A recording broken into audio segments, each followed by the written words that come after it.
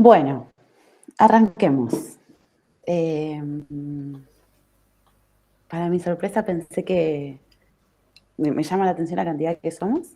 Me pone bastante contenta. En el momento temí que iba a estar medio sola.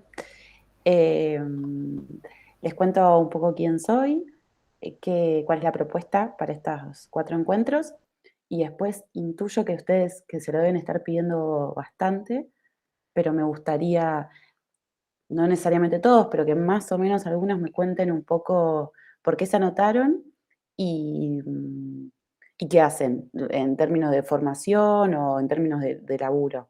Como para saber más o menos dónde estamos, la propuesta de Esteban, que es quien armó, digamos, quien está a cargo de esta diplomatura, fue que hagamos contenidos que sean más universales y generales.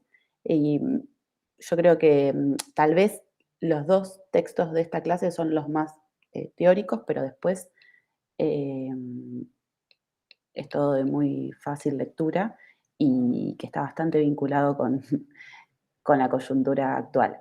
Bueno, les cuento, yo soy Juliana, soy socióloga y periodista, realicé una maestría en sociología económica, pero aún no presenté la tesis, espero hacerlo. Mi trabajo actual hizo que se me desordene un poco toda la vida. Mi trabajo formal o el que me ocupa más horas es en el Ministerio del Interior como asesora y después también soy docente y trabajo como freelo o part-time en comunicación. Yo me especialicé bastante en términos laborales en la comunicación digital, lo cual me resulta también un poco contradictorio con lo que, sobre todo el primer texto que tenemos que dar ahora, como que lo estaba repasando ayer y, y bueno, me acuerdo un poco de la Julie de cuando empecé a estudiar sociología y todas las críticas que tenía para muchas lógicas del capitalismo actual. Pero bueno, trabajo en comunicación política sobre todo, muy vinculada con la comunicación digital, así que podríamos decir que bastante alienada. Eh, Me río un poco porque el texto de Esteban que tenemos para esta clase plantea muchas reflexiones sobre las individualidades. Bueno, cuéntenme un poco, no voy a ir por lista, pero acópense por qué se anotaron acá y, o sea, qué les había llamado la atención y qué están haciendo. Eh, Porque, bueno, la verdad que los módulos, o sea, si bien todos hay un vínculo, son cosas bastante diversas. En este en particular no es netamente económico. La idea es que podamos entender lo económico desde lo social y qué rol juegan las nuevas formas de financiarización de la vida cotidiana y cómo eso hace que nuestras subjetividades, nuestra forma de pensar, nuestra forma de vincularnos, esté cambiando bastante o en crisis. Bueno, ¿me cuentan un poquito de ustedes? Sugiero que vayas así a dedo diciendo, porque si no, ¿viste? Pero bueno, ya que abrí el Bueno, dale, micrófono, yo soy Germán. docente de la Facultad en Ciencias de la Comunicación. Estoy a cargo de un HIC sobre culturas afectivas y, bueno, investigo precisamente sobre las mutaciones contemporáneas que tienen que ver con la subjetividad, fundamentalmente. El primer material que tuve oportunidad de editar es El sujeto de la comunicación. Y bueno, estas mutaciones me interesan mucho y después se lo voy a comentar a Esteban, pero la verdad es que ahora que volví a dar clase en este segundo cuatrimestre, me doy cuenta que estos temas que vengo dando hace ya 25 años se me empezaron a dar vuelta, los empecé a dar de atrás para adelante, por costados que antes no se me habían ocurrido, así que evidentemente funciona bien. Bueno, genial. A ver, acá tengo a Cecilia Tougerón, ¿está bien? No te escucho. ¿Ahora sí? Sí. Sí.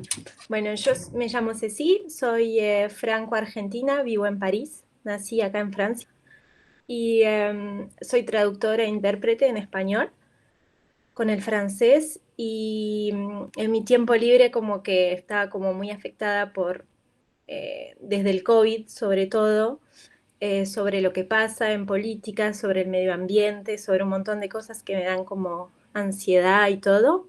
Y cuando vi pasar esta diplomatura, miré todos los temas y dije como que era como todo lo que me interesaba y además desde que lo hice estoy todavía más sorprendida por el hecho de ir por fuentes que quizás no tengo la costumbre de ir, por tratar de escribir en español, que tampoco es que lo escribo tanto porque es más al oral en mi trabajo y todo. Y nada, me parece súper interesante y veo como todo también tiene como vínculos entre esos módulos y eso. Bueno, buenísimo. A ver, acá veo a Viviana.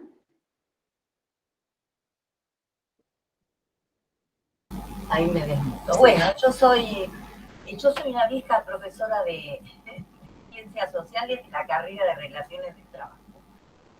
Hace muchos años que trabajo allí y además ahí doy metodología de la investigación y además formo los docentes. Tengo la cátedra de didáctica especial en relaciones de trabajo. Y para el profesorado, ¿no? Entonces, bueno, todo este tipo y además por mi edad cronológica, este tipo de mutaciones me tienen muy atraída, digamos, ¿no? Porque, bueno, yo soy de la generación de los 70, así que realmente me interesa mucho. De profesión soy psicóloga y licenciada en educación. No soy de la farándula de las ciencias sociales, trabajo en ciencias sociales. Así que bueno, la verdad que realmente me interesa mucho esta metamorfosis de la subjetividad. Realmente me apasiona mucho. Porque por la propia vivencia, ¿no? Yo digo, ¿cómo es que se perdió el concepto de conciencia de clase? Me da mucha bronca, por ejemplo. Pero bueno, se perdió. Aquí estamos. Así que bueno, por eso estoy acá los sábados a la mañana. Bueno, bárbaro. Después, Paula. Hola, Paula, dijiste, no os he escuchado bien. Bueno, hola, ¿qué tal? Soy Paula, soy socióloga también de la UBA.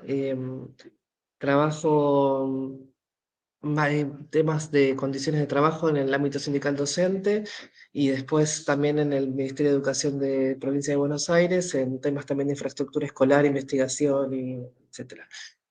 Sí, la verdad que estos temas me interesaron siempre, las cuestiones sobre todo de las construcciones de subjetividades. La verdad que cuando vi el programa de la diplomatura me interesó todo y sigo muy interesada. Bueno, bárbaro. Bruno, Ezequiel Zapra.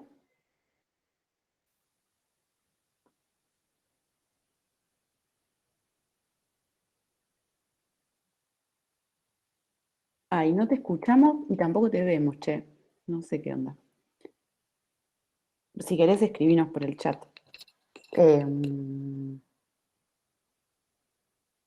No, nada. Bueno, Alicia Martínez.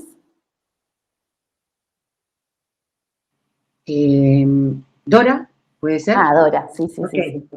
No. Bueno, yo soy trabajadora de salud mental en el Hospital Carolina Tovar García. Tengo muchos años de militante sindical. Mi trabajo en la rehabilitación, soy instructora de deportes, así es como comencé. Después eso fue derivando, digamos, articular desde lo profesional técnico otros saberes. Y me interesa, me inscribí en la diplomatura más que nada porque hay, digamos, temas que me dan insumos para el debate político sindical con una perspectiva que aporte desde algún feminismo. Yo soy feminista, nunca me definí si soy feminista, la diferencia, la igualdad, los nuevos feminismos. La verdad, sé que es un feminismo. Entonces, y me importan todos los pensares dentro de los feminismos. Y desde ahí es que interpreté que esta diplomatura me daba más herramientas e insumos para aportar no solo al debate, sino a la acción política para transformar, que creo que es la necesidad a mi modo de ver. Así que, bueno, espero haberme explicado. Gracias. Muchas gracias, Dora. ¿Javiera?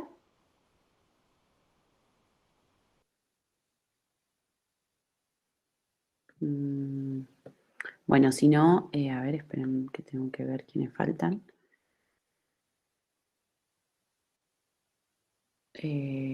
¿Sol? ¿O Romina?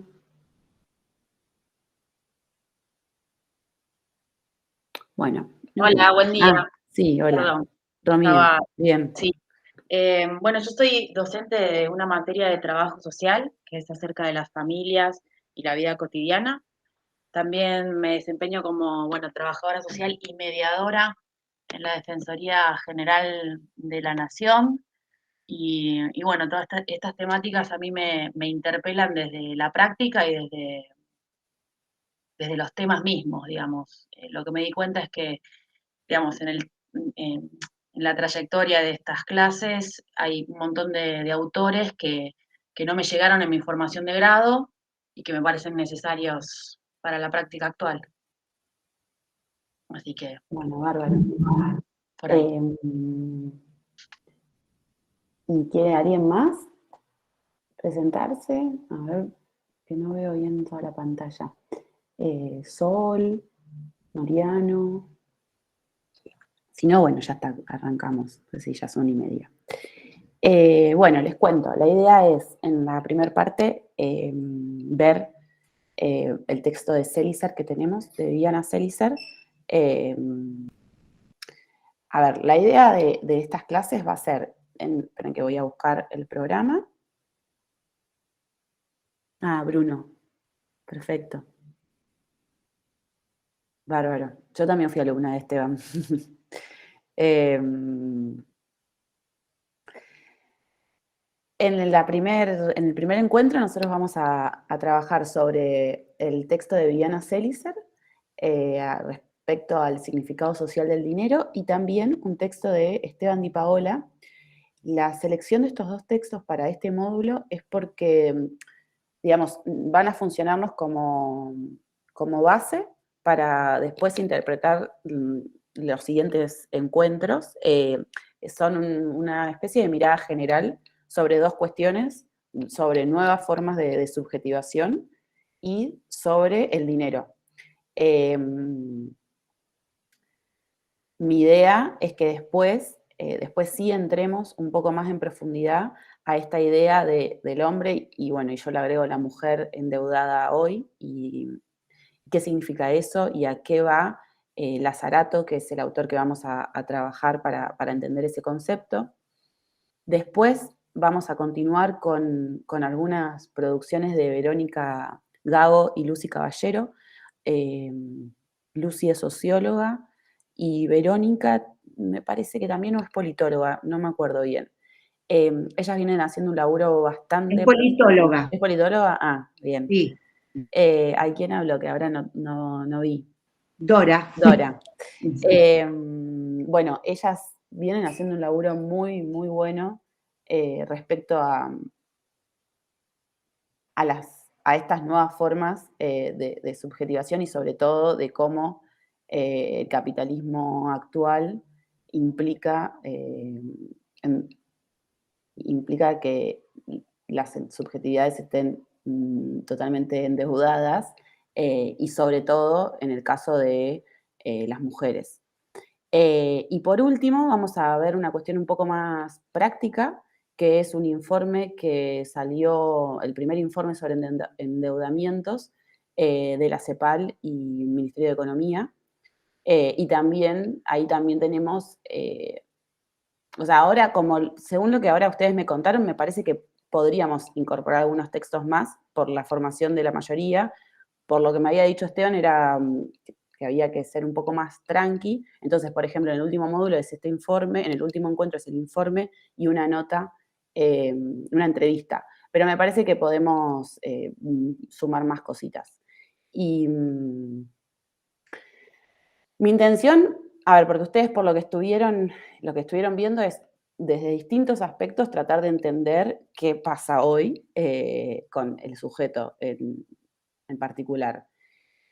Entonces, en este módulo queremos ver eso, pero desde el ámbito económico, pero no económico de entender modelos financieros, sino más bien económico desde un aspecto de las implicancias en nuestra propia cotidianidad.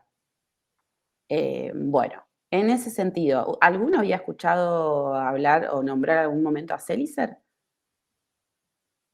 ¿Tienen? ¿No? Ok.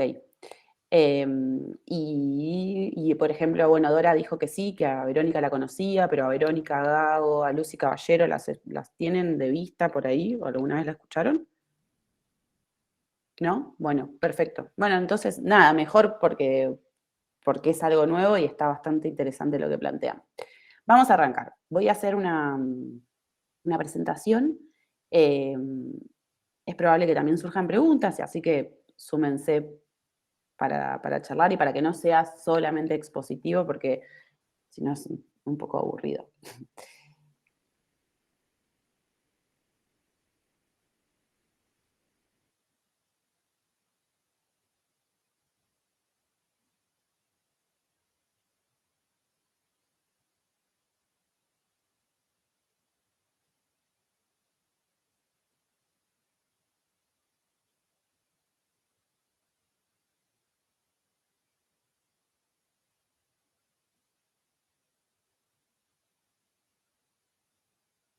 ¿Me escuchan, no?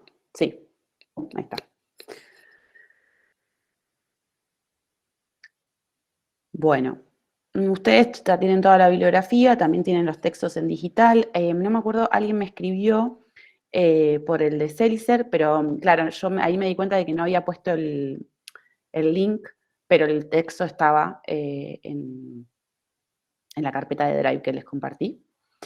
A ver, ¿por qué me parece importante tomar a Celicer? Porque ella lo que va a hacer es una socióloga que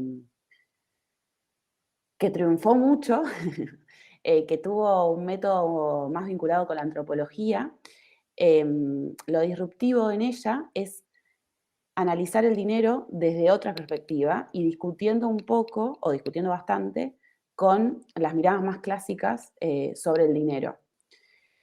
Ella lo que hace es dar cuenta de esto, de las distintas maneras en las que nos vinculamos con el dinero. Lo que muestra es que no es algo meramente instrumental el vínculo que tenemos con el dinero, con lo cual todo lo que implique el dinero no va a ser simplemente algo que nos es ajeno y que de fondo lo que está diciendo es que en ese intercambio hay intercambio de un montón de otras cosas. En ese sentido, ella va a mostrar, y ahora lo vamos a ir viendo mejor, cómo organizamos el dinero de una manera, cómo lo clasificamos de otra manera, cómo lo diferenciamos, cómo diferenciamos los dineros. Ella lo que va a decir justamente es esto de que es bastante incorrecto, de que no es por ahí, en definitiva, esto de que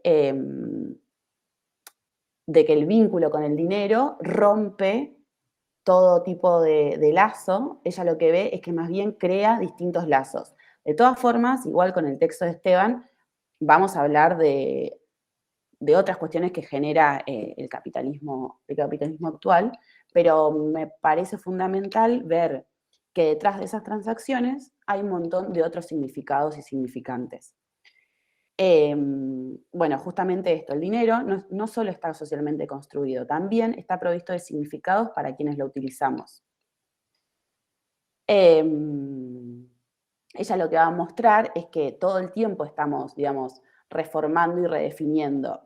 Hay un texto que nosotros no lo vemos acá, después podría ver si capaz lo podemos meter, pero es un libro de Mariana Lucy y Ariel Wilkes, tal vez algunos lo escucharon, sobre todo quienes estudiaron sociología.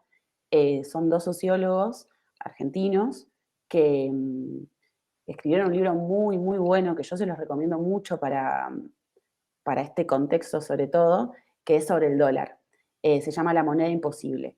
Y ellos, ¿por qué voy con esto? Porque ellos usan como base teórica toda la perspectiva de Seligser, y ellos lo que van a hacer es mostrar qué otra cosa hay detrás de nuestro fanatismo por el dólar.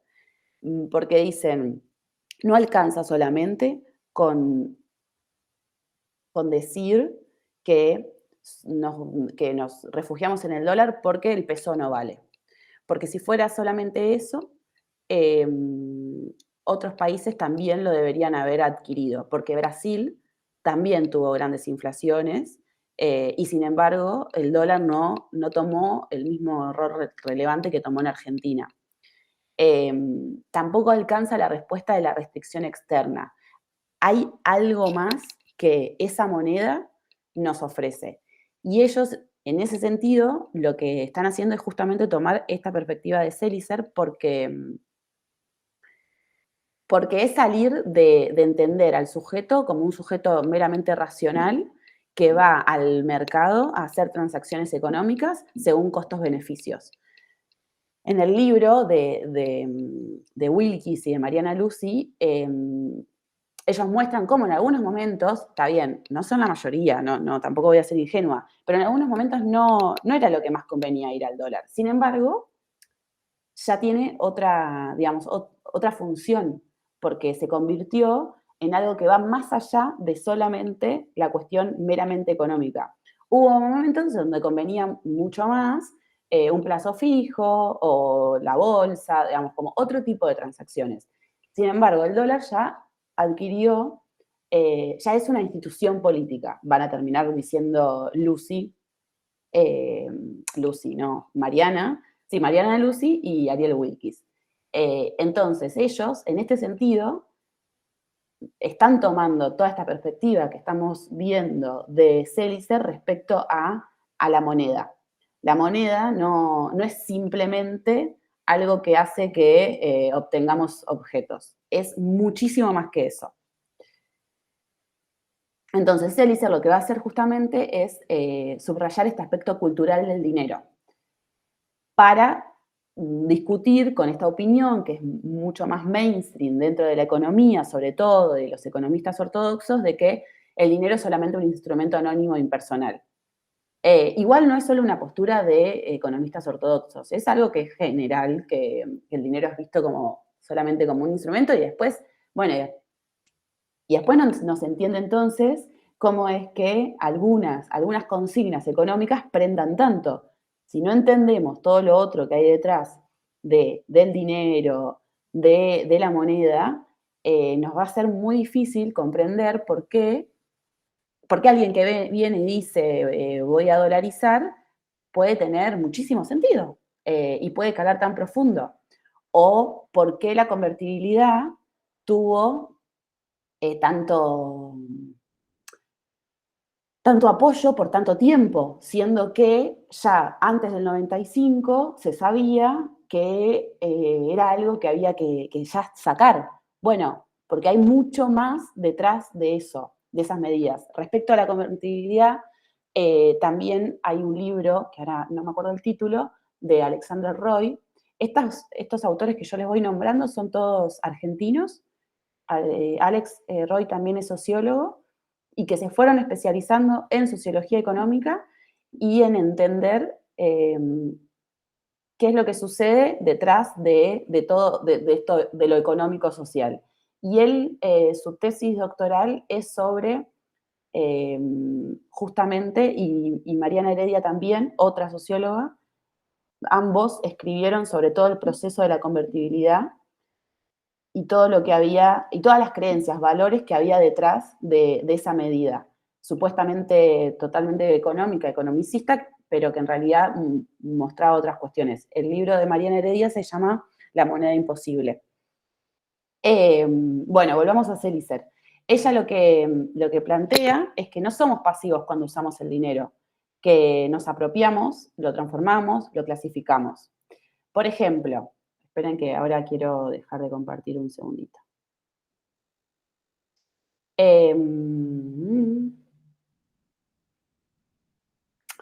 Ella lo que Selicer va a plantear es que, por ejemplo, las relaciones padre-hijo, jefe, trabajadores, psicoanalista-paciente, son ejemplos en donde todas las relaciones y, digamos, todas las transferencias monetarias que se realizan denotan un vínculo determinado. O sea, en cada uno de estos vínculos que les estoy diciendo, el dinero ocupa un rol distinto. No es solamente dar dinero por un servicio. De hecho, bueno, en el psicoanálisis hay todo un tema con la cuestión de, bueno, hay una psicóloga con la cuestión del dinero y qué implica eso. Por si a alguno también le interesa, hay otro estudio, ya me va a venir el nombre, ¿Cuánto vale la neurosis? Que es muy divertido, no sé si, bueno, si ustedes harán terapia o no, pero en mi caso sí, porque además mi madre es psicoanalista, y entonces te muestra como todo lo que sucede en el momento del pago. ¿Y qué pasa atrás del dinero? No solo en los pacientes, sino también en el psicoanalista. Selicer lo va a mostrar como un ejemplo en donde el dinero es clasificado de otra manera. En un vínculo entre un padre y un hijo, lo mismo. Y en el vínculo entre un trabajador y el patrón es también otra situación que se da con el dinero. Entonces no podemos decir que es algo meramente instrumental y que es solamente una transacción y una entrega de una paga por un servicio. Entonces, ella, la definición que va a decir sobre el dinero es que el dinero es como el lenguaje o el vestido, un medio por el cual las personas le dan significado a su vida y hacen diferentes distinciones. Lo que plantea ella es que se van a usar diferentes formas de pago para diferenciar las diversas relaciones sociales. Entonces, ahí en el capítulo que ustedes tienen que leer, ella va a mostrar y va a decir que, por ejemplo, un marido, bueno, dice, podemos pensar lo que sea, no le va a dejar propinas a su esposa, ni le va a dar dinero por caridad, porque no corresponde eso. Sin embargo, sí corresponde darle propina a un mozo. Y sí corresponde, no sé, dejar dinero en la limosna. Una abuela, por ejemplo, no va a tener drama en darle dinero a sus nietos en Navidad, va a plantear Selicer. Y sin embargo, no va a ser lo mismo con su, no sé, con la esposa de su hijo. Eso nuevamente va a refutar la tesis de que la moneda es algo meramente instrumental. Entonces ella lo que dice es que los pensadores clásicos cometieron dos errores. Por un lado, es que en primer lugar no lograron entender y reconocer todo el proceso social que está involucrado en la invención del dinero, digamos, en el dinero y en la transacción del mismo. Y que digamos, como que le dieron un lugar demasiado absoluto al dinero en el mercado. Ella lo que plantea es que en la medida en que el dinero se va convirtiendo en algo cada vez más importante en la vida social, las personas justamente lo que vamos a hacer es separarlo, diferenciarlo, roturarlo, decorarlo, digamos, darle mayor personalidad. No sé si a ustedes les hace un poco de ruido esto que estoy diciendo, si hay algo de eso que les parece que tiene sentido. Si hacen eso, eh, ¿quieren comentar algo? Digamos, encuentran esto que dice Selicer de tener distintos tipos de dinero, el dinero que es para el ahorro, el dinero, si se puede ahorrar, el dinero que es para salir, el dinero que es, no sé, para hijos. ¿Tiene algo de sentido? ¿Lo habían pensado o nada que ver?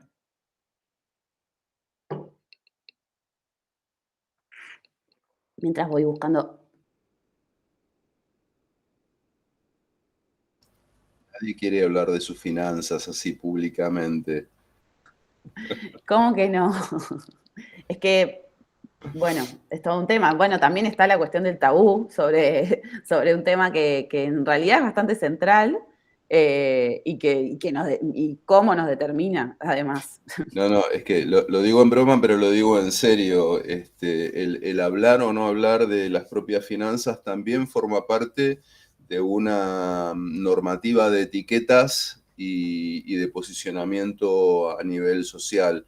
El que abiertamente dice yo tengo tanto y me manejo así, no está en el mismo lugar discursivo que aquel que prefiere como manejar su dinero por debajo de la mesa, el que hace la donación pública y de manera abierta para ser visto, que el que lo hace calladamente, forma parte de lo que estás comentando, me parece.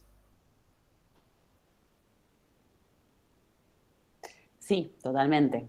No, hay muchas cosas detrás del dinero. Esperen que estoy buscando. No podemos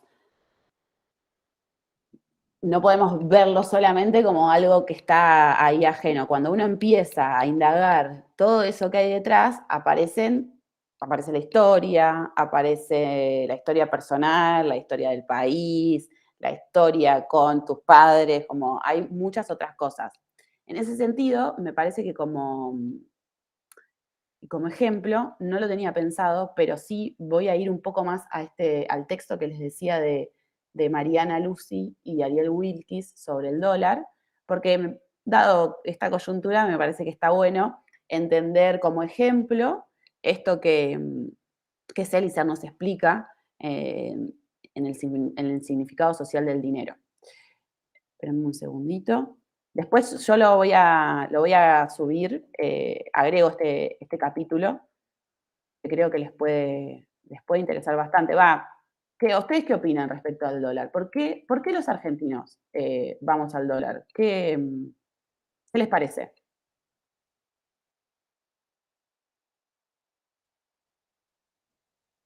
Yo, perdón, ¿no? Pero Sí. discúlpame, quería avisarte, quizás no lo viste, pero Javiera hace rato levantó la mano. Discúlpame, me meto para que... Sí, dale, perfecto. No lo vi. Dale, Javiera. Habla igual, puede ser que a veces no lo vea porque yo si estoy presentando no veo la cámara. Decime, ¿eh? Ay, sí, disculpen. Hola, buenos días. Pensaba en esto que decía y que es muy cierto, del vínculo, por ejemplo, que uno puede ir observando con los pacientes, el que te paga en el mismo momento, el día antes, o el que se demora en pagar, ¿cierto? Como que uno igual va observando de alguna manera como, no sé, pero desde como ciertas hostilidades también inconscientes cuando se demoran demasiado en pagar, no sé, pues como cosas así, como que uno va, no, es una interpretación muy banal, pero o esto del vínculo con los papás, que, que, que, que creo que, no sé, es muy interesante lo que traéis, porque, no sé, en mi caso, por ejemplo, yo con mi papá traté de dejar ese vínculo económico en el día 1 que pude trabajar, porque era terrible, ¿cierto? Como que eso hacía un apego demasiado angustioso. Entonces, trae mucha información, creo yo, el dinero Exacto. del otro. O cuando uno trabaja con papá, yo trabajo con papá, y te das cuenta cómo se maneja el vínculo, la crianza también, quién sostiene qué, a través de eso, de quién trae el dinero a la casa, quién da más. Y es súper interesante, creo yo. Sí, trae mucha información. Eso me parece lindo que dijiste para tenerlo en cuenta. Bueno, y en ese sentido, Yo creo que tiene que ver sí, mucho con el poder, ¿no? también, Poder, también, una sí, sí, cosa sí. poderosa con el poder, me parece, ¿no? Eso Menos sin en lugar a una duda. sociedad capitalista, qué sé yo. El control también. Influye en las relaciones interpersonales, claramente, ¿no? De esa manera, me parece. En los distintos ámbitos. Sí, claro que denota en muchos ámbitos denota una relación de dominación y de poder. Sin embargo, igual, Selicer no va solamente por ahí, sino que lo que trata de mostrar es que incluso uno al propio dinero le puede dar un montón de significados, más allá del vínculo que puedas tener, digamos, bueno, sí, con un jefe, obviamente que hay una relación de poder, pero digamos, con la propia moneda, a mí me parece interesante porque marca esto de dividir el dinero. Vieron que hay gente que no sé qué harán ustedes, y creo que ahora con la inflación que tenemos no creo que lo hagan, pero hay personas que suelen hacer esto de dividirlo en distintos como puchitos de cosas. Entonces, lo que es para, no sé, compra de comida, es compra de comida, no puede ser para otra cosa. Bueno, detrás de eso y no puede ser para ropa. ¿Vos por qué? ¿Qué sé yo? No sé, capaz, de última, preferís solamente comer fideos y comprarte la ropa que quieras. Estoy hablando así, llevando a los extremos. Pero ella te da cuenta de que cómo nosotros también hacemos esas diferenciaciones más allá de las relaciones de dominación. En ese sentido, cuando les comentaba de Wilkis y de Lucy, que son estos dos sociólogos que escribieron sobre el dólar y el dólar, historia de una moneda argentina, ellos lo que se preguntan es justamente qué pasa con el dólar en nuestro país y cómo se convirtió en una moneda tan preferida, tan popular. Cómo se volvió una pieza central de nuestra historia colectiva y personal. Y entonces en el libro lo que ellos van a hacer es tratar de analizar, tomando, digamos, esta perspectiva más de Selicer, hacen un laburo más antropológico, en donde analizan cómo se desarrolla este proceso de popularización del dólar. Entonces, en el libro van a ir a ver, por ejemplo, cuándo fue la primera vez que se publicó en un diario algo sobre el dólar. ¿Cuándo fue la primera vez que aparecieron los departamentos en dólares? ¿Cuándo fue la primera vez que un periodista en la radio nombró el dólar y el tipo de cambio? Van como a ver esas pequeñas cositas. En ese sentido, ellos lo que plantean, como la hipótesis por la que parten, es que dicen esto que yo les decía de que había distintas posturas respecto a por qué el dólar tiene un lugar tan central en nuestra economía. Algunos dicen que es esto, debido a periodos inflacionarios altos. Esta sería una mirada como mucho más economicista, ortodoxa, y con una mirada más instrumental del dinero. Bueno, como el dinero como el peso no me da beneficios, entonces me voy al dólar. Tiene bastante sentido pensarlo así. Digamos, como uno lo ve y dice, sí, bárbaro, eso tiene lógica. Esto significa que la elección del dólar es por cuestiones estructurales, ¿no? De la estructura económica. Sin embargo, bueno, después hay otra que es como una cuestión de medio culturalista, como de pasión por el dólar y ya. Es porque, bueno, los argentinos, no sé, somos así. Lo que un poco ellos van a discutir es esta idea de considerar que la práctica monetaria es un reflejo, digamos, automático, que es, porque pasa esto, hago esto otro. Y lo que dicen es que tanto la inflación como la restricción externa explicaría un poco más esta cuestión más de, bueno, y sí, hay que ir al dólar, pueden ser causas de explicar el por qué los argentinos vamos al dólar, pero no son suficientes, digamos, ayudan, pero no necesariamente es por eso, porque en algunos países tuvieron condiciones similares y eso no pasó. Entonces vuelven a esto, digamos, ¿qué es lo que pasó acá? En el libro ellos van a narrar la historia que permitió que la moneda estadounidense se convierta en un dispositivo argentino. Ellos dicen que se convirtió en un artefacto cultural que posibilitó a diferentes actores de la sociedad nacional sentirse su elemento. O sea que ellos después terminan diciendo, que ahora les voy contando mejor, pero que se convierte en una institución, que es algo que va muchísimo más allá de solamente ser una moneda con la mirada de los economistas más ortodoxos. Entonces ellos lo que hacen es justamente indagar la vida pública del dólar. En el capítulo 1 van a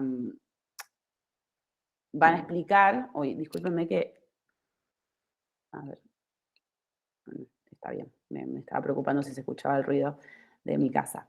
Ellos explican, esto a mí me parece bastante interesante, ¿por qué? Porque es seguir con esta línea más de Seligser de ir a ver esas pequeñas prácticas. Porque uno puede partir para entender lo social como de, bueno, acá hay muchos que están formados además en eso, puede como mirar las grandes generalidades. Es un camino. Pero después otro camino también puede ser ir viendo justamente esas pequeñas prácticas individuales y también colectivas que van haciendo esa transformación. Ellos hacen un poco ese recorrido para ver la cuestión del dólar. Entonces, en 1930, en el primer capítulo, ya te muestran cómo ya se empieza a nombrar el dólar. Ahí te muestran que ellos descubren que en marzo de 1939 el Teatro Maipo inauguró la temporada anual con la revista El dólar está cabrero. No es que todos estaban ahorrando en dólares en ese momento, no. Sin embargo, ya había una obra de teatro en donde se nombraba el dólar. Después, más a partir de los 60, el tipo de cambio, digamos, la cotización del dólar empezó a tener un rol cada vez más relevante. Incluso ya empezó ahí, a partir de los 60, a funcionar como un número para interpretar qué es lo que estaba pasando en la economía, más allá del negocio cambiario.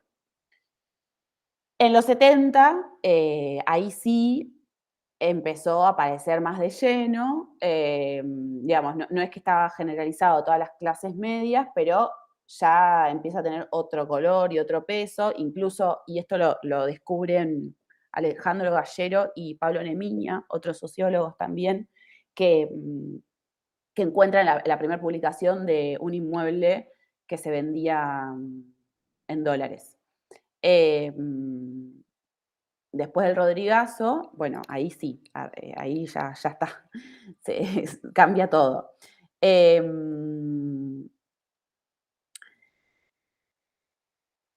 Con las medidas que se impulsan en la última dictadura, obviamente que la centralidad digamos, el dólar y su importancia va a tener otro rol, y ahí empieza a ser bastante central para toda la sociedad en general. Lo que a mí me parece importante señalar es que no es que esto muestra cómo la moneda no es solamente un número que está ahí, sino que es algo que se va incorporando de a poco, que uno tiene que tener creencia en eso, no solamente que te tiene que mostrar que te da más dinero, hay otra cosa detrás, porque este proceso, para llegar a lo que estamos hoy, fue un proceso que arrancó hace muchísimos años, no fue de un día para el otro, ni siquiera, como en mucha bibliografía se señala, que la gran causante es la dictadura. No, ni siquiera es solamente la dictadura, como que si no terminamos explicando todos los fenómenos sociales como por una causa única, obviamente que favoreció las medidas de desregulación económicas que se impulsaron, pero no fue la única razón. Obviamente, después, con la hiperinflación, digamos, entre el 83, 89 y, bueno, con la hiperinflación, ahí ya se pasa a convertir en una pieza clave de la vida diaria. Lo que Lucy y Wilkes van a plantear es que la moneda estadounidense se transforma en lo que se denomina un número público. O sea, ¿qué significa que sea un número público? Como también lo fue el riesgo país en los 2000, que es un número que te dice mucho más que ese número. Que vos ves ese número y haces un montón de otras interpretaciones, no solamente económicas. Y eso no pasa con cualquier número. No es que cualquier número se convierte en eso. No es que, digamos, en Argentina es el dólar y el riesgo país. Puede haber otras cosas, qué sé yo, el número de asesinatos. Y eso no se terminó de, como imagino, esto estoy hablando sin saber, pero imagino que algo así debe pasar en países, no sé, o debe haber pasado en Colombia, en México, como hay números determinados que empiezan a mostrar otra cosa. Bueno, sí, pensado durante la pandemia, cuando era la cantidad de contagios, era como un número que uno Total. seguía día a día. Sí, ¿quién habló? Paula. Paula. Exacto, sí. O sea, bueno, no sé si la verdad que yo no sabría decirte si es que se puede considerar eso como necesariamente un número público, no sé si que tendría que haber tenido como más, perdurado un mayor tiempo, pero sí era un número, como empezar a ver eso, el contador de muertes. O sea, te estaba mostrando otra cosa y ese número te generaba un montón de otras cosas. En los 80, digamos, fines de los 80, ellos te muestran cómo ya la moneda nacional había dejado de operar como unidad de cuenta y pago y lo ocupaba mucho más el dólar. Después hay otro capítulo de la década de los 90, en donde ellos lo que te muestran, y eso es muy zarpado, como, bueno, el 2001 obviamente, y el final de la convertibilidad, van a mostrar como la eclosión de toda esa etapa de popularización del dólar. Y la presencia del dólar ya dejó de ser objeto de controversias, como que listo, digamos, quedó instalado. Y esto es lo importante, es la primera vez que el dólar pasó a ser un reclamo de derechos ciudadanos. Y esto es fundamental para entender, digamos, todas las protestas que surgieron después cuando en el gobierno kirchnerista se pone cepo al dólar. Como si vos no entendés esas, digamos, gente yendo a los bancos a pedir que le devuelvan sus dólares, pero yendo como sujetos de derechos, si no ves eso, no podés entender que tal vez, y yo no estoy en contra, digamos, de poner límites al acceso a dólares, pero digo, si vos no ves eso primero que pasó, no vas a poder entender por qué después tenés muchísima gente muy enojada con que no la dejes acceder a la divisa estadounidense. ¿Por qué? Porque ya pasó a tener otro rol. No pasa solamente por ese dinero, pasa a significar muchas otras cosas. Seguridades, tranquilidad, como hay cosas que van, incluso ellos, Ariel y Mariana, suelen como, cuando hacen intervenciones más en medios, dar cuenta de eso, como significa, porque una persona puede tener bastante dinero no sé, en acciones, pero el dólar significa otra cosa, como te da otro estatus y otra, que no pasa necesariamente por la cantidad de dinero que tengas, sino por cierto, sí, por cierta seguridad que te puede otorgar. Entonces, Diana, sí, que yo me quedé pensando en lo que tú decías y cómo uno ve a Argentina desde afuera, porque obviamente la mirada que uno tiene es distinta a la que ustedes tienen dentro, ¿cierto? sí, a Y ver, yo me contanos. quedé pensando en esto del dólar, porque la verdad es que Argentina representa, ¿cierto?, la cuna intelectual, ¿cierto?, como en Latinoamérica desde siempre, ¿cierto? O sea, eso es lo que uno, uno va viendo, ¿cierto?, como a nivel de historia. Y creo que sí, lo que tú decís tiene que ver con un estatus, ¿cierto?, como de dar una cierta imagen de que pudiese ser un país como muy beneficioso para invertir, ¿cierto? Como que abra también los caminos a nivel cultural, no solamente de todo tipo, ¿cierto? Las artes, la literatura. No es menor que yo siempre diga, onda, o uno, espérenme que tengo acá, Sí, sí, sí. que uno va a comprar libros Argentina, siempre. Entonces, tiene una idea importante, yo creo, el dólar para la cultura argentina. Le da un cierto otro nivel. ¿Vos decís? Bueno, yo creo que en realidad ahí muestra más una situación más de dependencia, pero bueno, que no sé, capaz de afuera no se ve tan así. No sé, ya teníamos un que sí. murió hace poco, yo lo quería mucho, fue profesor mío, Alfredo Moffat, Sí. Mascadero, el de Banca Pibes, ¿no? La Peña Carlos Gardel en el Borda, que él decía, nosotros estamos bien en el culo del mundo, pero siempre mirando para arriba, ¿no? En este afán nuestro de ser colonizado, de creernos más, ¿no? Él tenía como una metáfora medio así, no me acuerdo exactamente las palabras, pero que es un poco en línea con lo que vos decís, ¿no? De esta cuestión de que nos pegó, nos creemos diferentes, ¿viste? Hay algo ahí Hasta el presidente dijo, que tenemos ahora, dijo, bajamos de los barcos nosotros, los argentinos, ¿no? Bueno, sí, eso seguro. Hay algo ahí fuerte que pero, tenemos. hay algo ahí en la idiosincrasia de creernos, y Moffat decía, estamos bien abajo y mirando siempre para arriba, ¿no?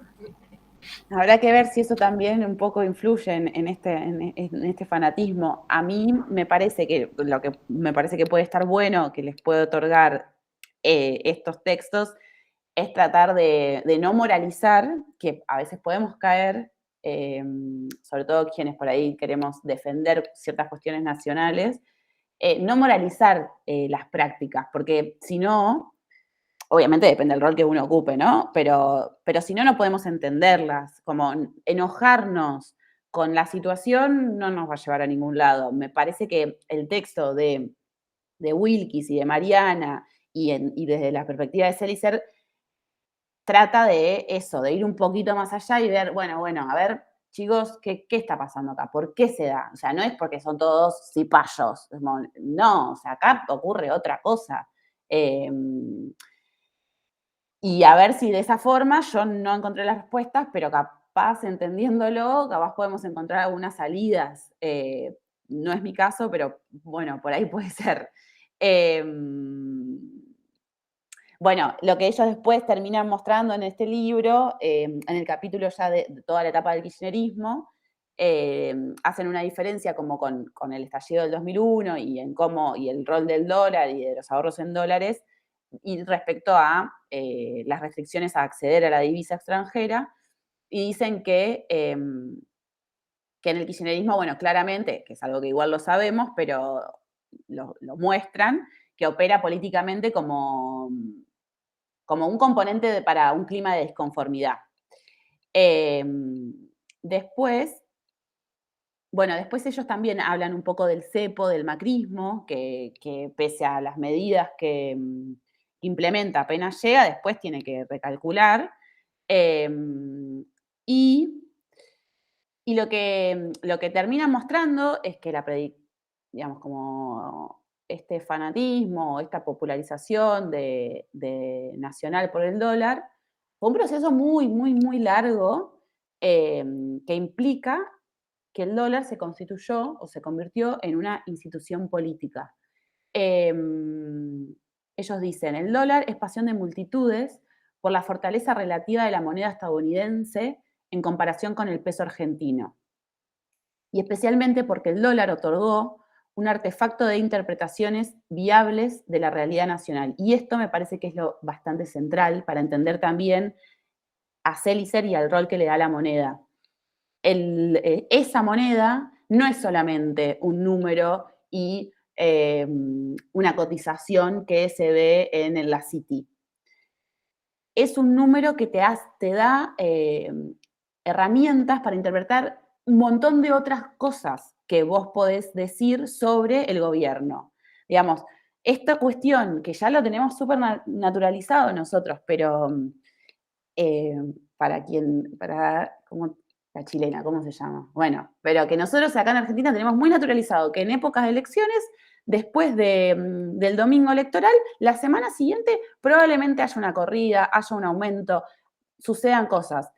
Bueno, primero que eso habla de muchos otros temas nuestros, pero sobre todo subjetivos, y después de que ese número no es solamente un número, es un número que te muestra el proceso electoral, es un número que te muestra quién triunfó y quién no, como hay detrás de ese número hay muchas otras cuestiones. Lucy y Wilkis van a decir que los actores políticos, pero también el gran público, van a encontrar en la cotización de esta divisa un indicador legible y creíble para evaluar la performance del gobierno y para estimar el futuro electoral del oficialismo o de la oposición. Así como dicen algunos consultores que nadie gana en una elección cuando hubo aumento de pobreza, también hay otros que señalan que el número de la divisa y la diferencia que haya entre lo oficial y, por ejemplo, el blue, también te determina mucho. Sí, Germán. Hay algo interesante que no sé si estos autores habrán abordado o no, pero parte de la idiosincrasia del argentino también está atravesada por un cierto nacionalismo, incluso exitista, ¿no? El campeón del mundo, Gardel argentino, Messi, etcétera, etcétera, etcétera. Y cuando se trata de términos económicos, este nacionalismo desaparece por completo, al punto tal que la sociedad ni siquiera se plantea, cuando se habla hoy de una potencial dolarización, la dependencia absoluta que va a haber en relación a una economía que es de otro país. De hecho, esto parece ser visto con mayor claridad desde afuera. Hubo algún debate en Europa de algún economista que dice, bueno, ya que van a optar por una moneda extranjera, mejor opten por el euro. Me llama la atención cómo la ideología cultural ha sido capaz de borrar prácticamente por completo este riesgo de dependencia absoluta. No se menciona, por ejemplo, jamás la gran crisis de 1930 en Estados Unidos, donde la economía norteamericana se derrumba y la posibilidad de que esto volviera a pasar. Bueno, no sé si estos autores dicen algo al respecto. Sí, se podría, ¿no? No sé si ellos, no, en el libro yo no recuerdo que muestren, porque pareciera ser como una cosa un poco hasta contradictoria, como que tenemos esa cosa tan incorporada de los mejores del mundo, o al menos eso se dice mucho, y después, ¿por qué prende tanto una moneda que no es nuestra? Como dónde, ¿por qué sí, puede ser una pregunta sociológica, ¿por qué toda esta caracterización que se hace de los argentinos no prende en la moneda? no está aprendiendo porque evidentemente esto es bastante más profundo. Realmente igual yo no sé cuál podría ser la solución, porque también es muy difícil ante esta situación que la moneda nacional adquiera otra relevancia, como que es medio el huevo y la gallina. Pero bueno, no estamos acá igual para ver a quién había dicho, Dora era, que ella sí quería herramientas para transformar, y me parece muy bueno. No sé si este curso y sobre todo este módulo va a darles muchas, pero bueno, al menos sí para interpretar. Bueno, para cerrar un poco el ejemplo de esto de la moneda con el texto del dólar, ellos terminan diciendo que el dólar es un dispositivo de interpretación, como también pudo haber sido, como les decía antes, el riesgo país en otros contextos, aunque no tan persistente. Lo del riesgo país es interesante porque en realidad es un número armado por empresas que, digamos, qué sé yo, ¿por qué? ¿Por qué se dio que en un momento, yo recuerdo de muy chica que esté todo el tiempo ese número presente y ese número te mostraba cuán en la B podías estar? Y qué sé yo, pueden ser otros números. ¿Por qué no está todo el tiempo el número de, no sé, las ganancias de las 10 empresas más importantes? Ese es un número que podríamos tener y sin embargo no tenemos ni idea cómo podría ser. O el número de pobreza, que en algunos que otros momentos sí ha tenido un rol más relevante. Bueno, a ver, espérenme un segundito. Juliana, ¿puedo? Sí, obvio. Dale y yo de paso estoy buscando. Como nueva residente en Argentina. Bienvenida. Sí. Me llama mucho la atención. ¿Quién está hablando? Ya, Julia. Bien. Me llama soberanamente la atención que como que vengo escuchando todo esto, ¿no? De la dolarización, la nueva, ¿no? Toda esta vertiente económica y demás, pero no, a mí no me para de pensar en que muchas veces se habla del territorio argentino con una mirada que es casi plenamente bonaerense. Es decir, sí.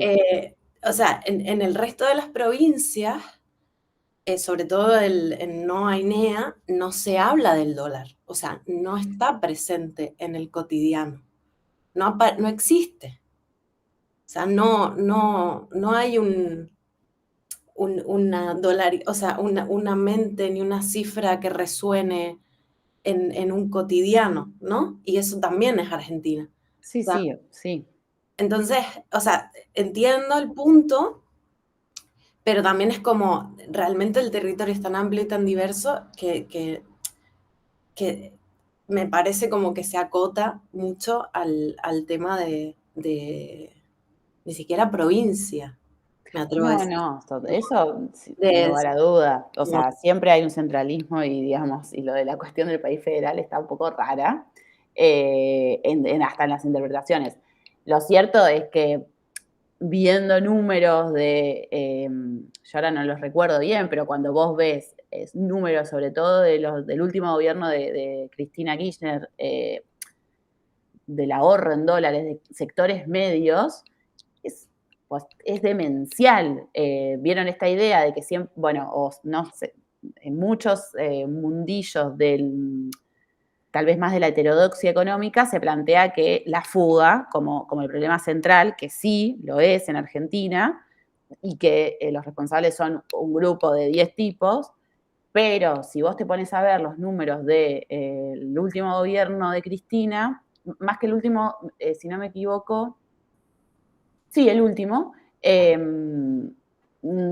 sectores medios también. Entonces, digo, entiendo perfectamente el punto y sí, pero muy probablemente haya Bueno, incluso el año pasado estuvo circulando una investigación que en Bolivia, en Jujuy, te mostraban cómo encontraban otras formas para hacer que el peso no esté tan devaluado, que no era ir al dólar. O sea, totalmente. Hay otro tipo de transacciones que se hacen en el resto del país.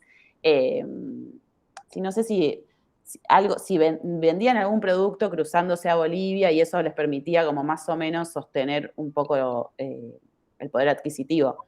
Pero bueno, lo cierto es que el 40% de la población más o menos está acá concentrada. Ese es otro problema que tenemos. Sí, lo entiendo perfectamente, pero, o sea, lo que voy es como que para mí hay como, no dos identidades, pero sí que hay como dos identidades paralelas, así como a grosso modo.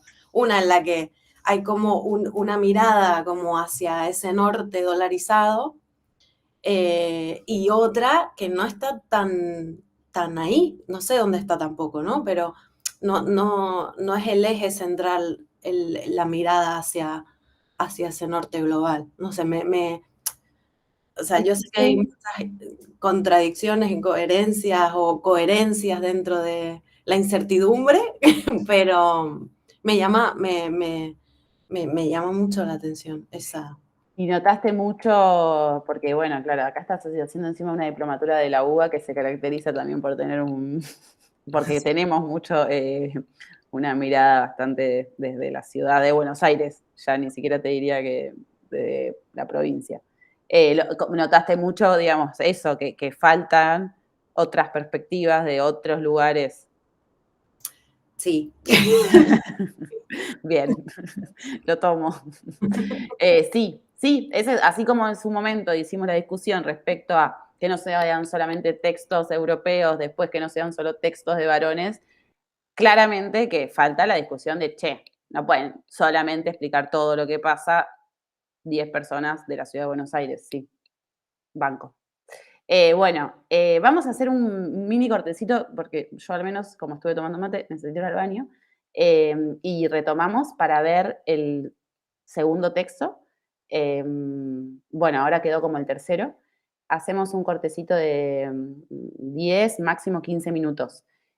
Por otro lado, les aviso que yo ya sumé esto que se improvisó un poco, que fue lo de hablar del dólar, lo sumé al programa y ahora cargo el texto y qué capítulos estaría bueno que... en realidad lo que me gustaría que lean es la introducción y la conclusión, sobre todo, y que me parece que les puede permitir entender la perspectiva más teórica de Seligser y bueno, y también dar argumentos para la coyuntura actual que viene como muy arriba con el tema dólar. Bueno, 1:30 y nos encontramos.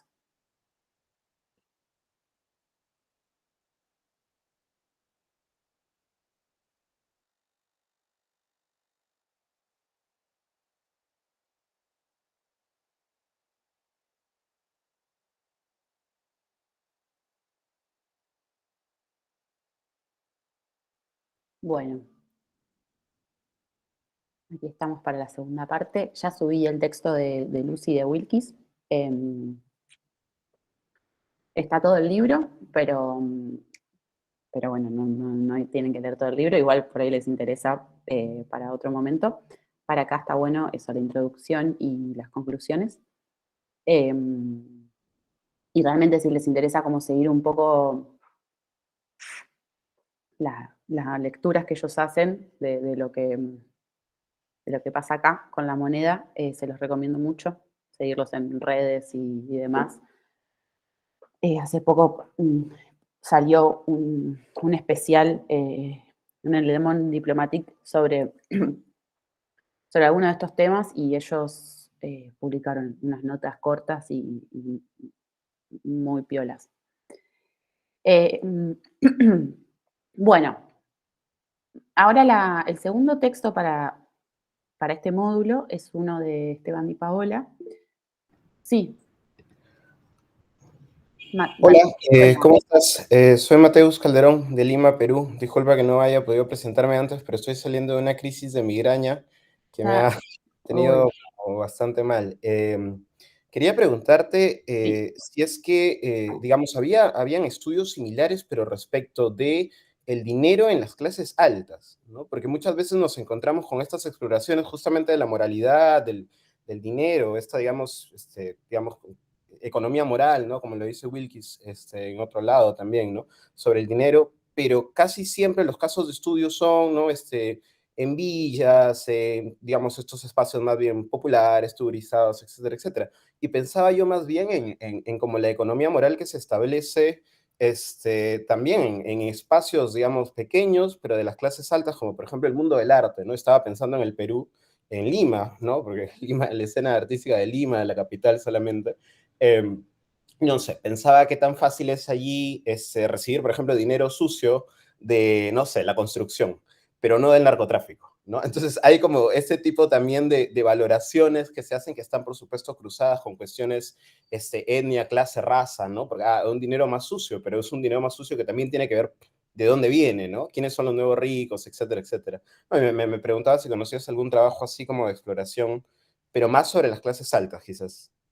Sí, totalmente. De hecho, te cuento que a mí particularmente siempre me desvivió más qué hacen las élites. Totalmente, no, o sea, en mi caso nunca me interesó tanto ver sectores bajos, sectores populares, porque soy tal cual, siento que si no, siempre la lupa está puesta ahí. Mirá, Paula Canelo y en su momento también Ana Castellani fueron quienes estudiaron mucho el comportamiento de las élites. Yo ahora no recuerdo algún texto específico que hablen ellas de vínculo específico con el dinero en sí, pero sí sobre las élites, en Argentina en especial. Mariana Heredia también, y ahora no me viene el nombre, pero sí, yo leí, viste cuando recién les comentaba esto del texto de cuánto vale la neurosis, es un libro que tiene distintos capítulos en donde te muestra distintos ejemplos respecto a lo que hay detrás del dinero, y uno de ellos es justamente vinculado más con el arte y con los precios de las obras. Ahora no me viene bien el nombre, pero sí, y de hecho estoy segura que lo debo tener, y si no lo puedo conseguir. A ver, esperame un segundito, a ver si, hasta incluso creo que hay una presentación por YouTube. Lo busco y te lo paso, pero sí, hay algunas cosas interesantes. Yo no recuerdo de leer internacionales, pero le voy a preguntar a Mariana Lucy. Yo ahora no estoy muy activa por cuestiones de mi trabajo, pero formo parte del equipo de investigación y ella algo me va a pasar. Sobre todo, a ver, le voy a preguntar si tiene algo de Perú. O sea, ¿te interesaría? Bacán, buenísimo, gracias.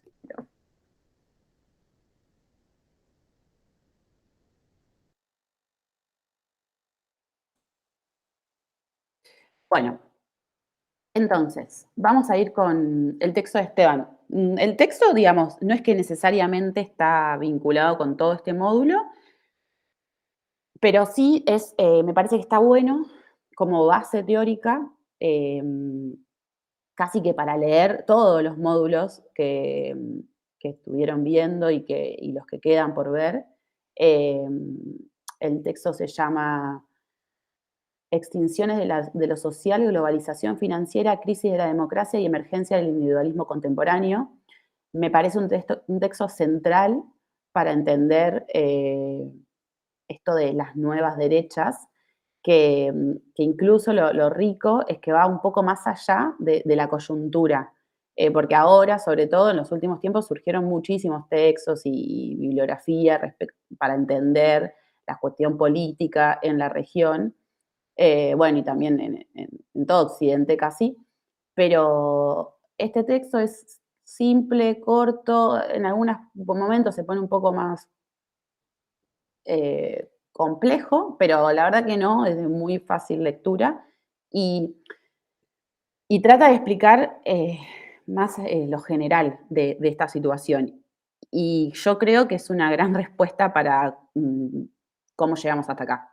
Recién cuando cortamos un poco vi un recorte de Milei que que nada, lo vi recién por el celular, no lo puedo pasar, pero la verdad es que tiene muchísimo que ver con este texto en donde dice que el gran enemigo es el Estado, lo dice así como muy claramente, el Estado es como pedófilo, y más allá de que yo no digo que no haya que enojarse, ni mucho menos, o sea, dependiendo, ¿no?, de la posición de cada uno, me parece fundamental tratar de entender cómo es que llegamos hasta acá y cómo es que ese tipo de discursos cala y hasta tiene bastante lógica y sentido. Eh, Porque efectivamente lo que Esteban nos va a mostrar es justamente el corrimiento de lo social y del lazo social como estructurador de nuestras prácticas. Él lo que busca hacer es dar cuenta de las transformaciones de estas sociedades capitalistas a partir de un modelo global financiero y cómo ese modelo global financiero forma y constituye otro sujeto. Antes de arrancar con el texto, les quiero contar como un relato de una profesora Bruno, que también estudió sociología, capaz la tuvo, no sé. Susana Murillo, no sé si sigue viva, supongo que sí, es una intelectual argentina muy grosa que explica, es especialista en Foucault. Y ella recuerdo que decía algo en sus clases que era, ¿saben qué? Decía todo el tiempo, yo prefiero a la sociedad capitalista disciplinada, en donde tenías al obrero yendo a la fábrica y totalmente disciplinado por ese tipo de capital, pero que tenía fuerza, porque esa disciplina le daba fuerza para, en caso de querer y poder, rebelarse. Hoy, en este tipo de sociedades, lo que vemos, y ella nos provocaba un poco, y yo ahora nos provoco a todos, lo que vemos es más amebas, sin fuerza y pero por la propia constitución de las relaciones de trabajo, de las relaciones vinculares, que eso es un poco también lo que estuvieron viendo, sujetos que no tienen ni siquiera fuerza para poder rebelarse contra quién y contra qué.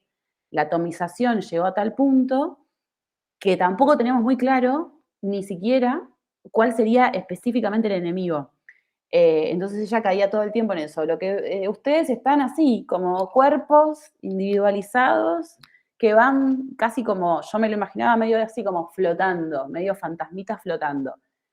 En la sociedad disciplinaria, más previo a los 70, porque a partir de los 70 sí que empieza el quiebre, más allá de la cuestión coyuntura histórica, vos tenías a un obrero que tenía fuerza hasta corporalmente, porque su matriz y, digamos, y su cotidianidad estaba vinculada también con su cuerpo y con esa fuerza de trabajo. Y hoy eso está bastante roto. El texto de Esteban no da una salida, eso hay que verlo después, pero sí te muestra bastante esto, cómo llegamos hasta acá. Él empieza planteando a la globalización como esta cuestión de como un universo de urgencias, dice, en donde todo el tiempo ocurre de todo y estamos todo el tiempo, que es un poco el síntoma de época y obviamente que a partir de la pandemia se profundizó, de mataron a alguien, murió y mundial, como todo junto en un mismo día y tal vez en 2 horas. Entonces, ¿qué es lo que pasa? Lo que él plantea es que hay como, bueno, además de las crisis continuas y cada vez más continuas que tenemos, sobre todo a partir de los 70, hay dice, inhabilitación de las posibilidades de objetivar el futuro. Eso me parece bastante relevante para, para poder entender también fenómenos como Trump, Milei, Bolsonaro, y la dificultad que supongo que lo deben haber visto con Feinstein seguramente, pero esta dificultad de los progresismos y de las izquierdas para poder plantear una posible transformación. Entonces, lo que dice Sí, ¿alguien habló? Ah. Entonces Esteban plantea que hay una imposibilidad de imaginar un proyecto a partir del cual tomar decisiones y acciones. ¿Cuáles son las preguntas que él se hace? ¿Qué espacio queda para la emergencia entre tantas urgencias? ¿Cuál es la posibilidad de atesorar fenómenos emergentes entre la inmediatez que demanda el rápido lapso de las acciones y de las relaciones? Como ¿qué podemos hacer frente a esta cuestión tan líquida y tan rápida que no nos permite ni siquiera pensar, como dice un poco Max Fischer, tal vez alguno ya leyó algo, pero esto de se puede pensar más en que el planeta explote y no tanto en el fin del capitalismo. Esteban lo que muestra es que las personas en estos contextos de urgencia se desprenden o nos desprendemos de lógicas más solidarias y colaborativas. Nos vamos desprendiendo como de la importancia del lazo social y entonces va a quedar por fuera esto que ordena una comunidad. Él plantea que la situación capitalista actual del avance del capital financiero por sobre todos los otros capitales muestra o genera que pensemos que el capital se produce como de una forma ajena y extraña a lo que uno hace y puede hacer. Específicamente dice, el capital se produce como forma ajena y extraña a las acciones y expectativas de la relación política y social en una comunidad. Entonces, ¿qué es lo que eso te muestra? Es una despolitización y desideologización del capital, que a su vez da cuenta de una retracción del Estado en su capacidad para sostener políticas que regulen este capital y que distribuyan la riqueza de la sociedad. Entonces, la característica central que él encuentra de lo social es que hay una formación social global que se resuelve en el extractivismo de recursos naturales y vitales, pero también de las propias vidas humanas. Entonces, ¿cuáles serían las consecuencias de esto? A que, digamos, este modelo global financiero va a implicar un traspaso a una sociedad del riesgo y esa sociedad del riesgo también implica un traspaso a una sociedad de la extinción, muy distinto a lo que proponía la sociedad industrial. Se va a hacer una pregunta central, que es justamente en qué se convirtió la globalización, y lo que plantea es que se convirtió en un estado y en una situación en la que se desregulan todas las funciones y referencias simbólicas fundamentales de los estados-nación, y con eso entonces también la propia idea de sociedad, como una referencia para la convivencia de los individuos. Esto Esteban lo escribe antes de que Milei pueda decir que el Estado es de pedofilia. Esto surge, más allá de todas las particularidades y las cuestiones específicas de Argentina y de por qué se llegó hasta acá, esto no deja de ser parte de un movimiento global, y eso, bueno, lo sabemos, o sea, no es que somos tan especiales, más bien la pregunta podría ser, ¿por qué no nos iba a pasar? Digamos, ¿por qué no iba a emerger un referente de este tipo en un contexto así, en donde hay un corrimiento del rol de los estados-nación, pero no solo en la disciplina del capital, sino en la propia construcción y constitución del lazo social.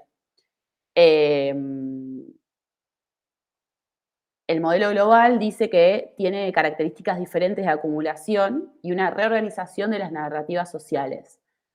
¿Por qué? ¿Por qué es esto?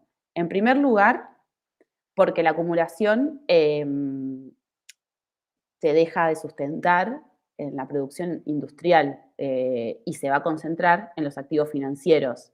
Y es justamente esto que les decía en un principio. ¿Quiénes son los activos financieros? ¿Qué es esto de los activos financieros?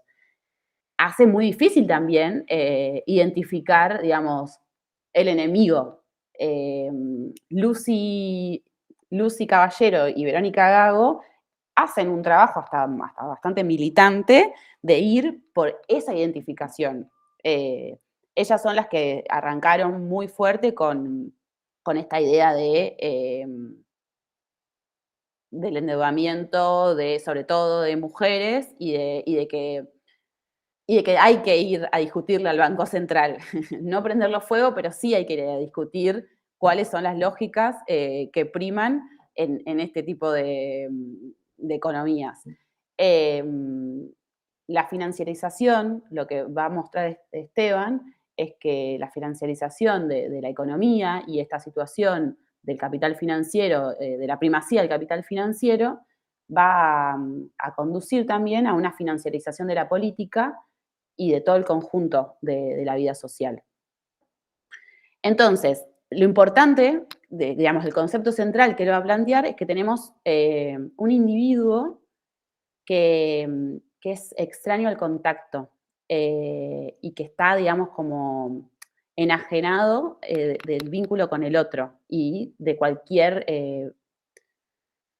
tipo de relación social. Es un poco fuerte, pero bueno, hay algo de eso que claramente vemos y que claramente se observó y se aceleró con la pandemia. La globalización financiera, va a decir él, lo que genera es una atomización, ha atomizado, dice, al poder económico de la vida social y política de los estados.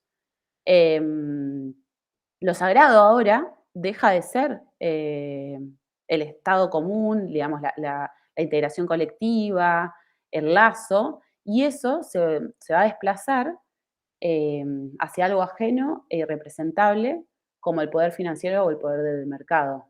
Ya ahora el mercado tiene y volviendo como esta idea más de la moneda y el rol de la moneda, va a tener un lugar muchísimo más sagrado en donde hay muchísimas creencias en algo que no se termina de saber bien qué es eso otro que te puede ofrecer. Entonces, va a decir Esteban que ya los estados no tienen la misma centralidad para intervenir en los conflictos sociales. Y está bastante, digamos, chequeado en la actualidad. E incluso plantea que hay como una confusión también de los poderes constitucionales que terminan haciendo que el Poder Judicial muchas veces se atribuya facultades más bien ejecutivas o legislativas. Lo que hoy tenemos es una